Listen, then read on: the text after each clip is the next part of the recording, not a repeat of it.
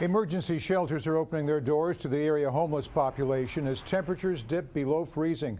Tonight, the Arlington County shelter is filled to capacity, but workers aren't turning anyone away. News Channel 8's Rachel Scher has the story. Yes, I was staying anywhere I could out of people's view so I wouldn't spook them. Albert Quintana was living in a bus shelter when he heard about Arlington County's homeless shelter on North 15th Street. In the last few bitter cold nights, he's had a lot of company. No one's turned away. If they're turned away from here, best believe we're sending them somewhere else. Volunteers from a nearby church serve guests a warm meal. Do you want chicken? Yes. While a nurse practitioner stays busy seeing patients.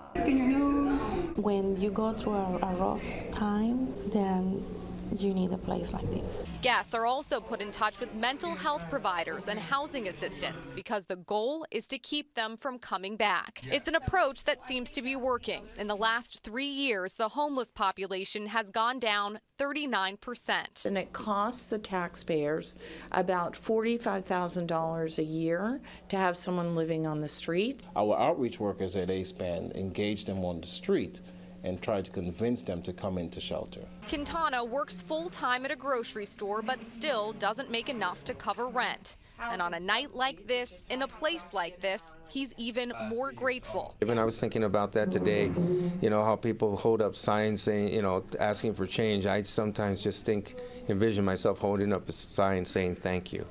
This April, they're opening the Arlington County Homeless Services Center. It'll be open 365 days a year, 24 hours a day, the first of its kind in our area.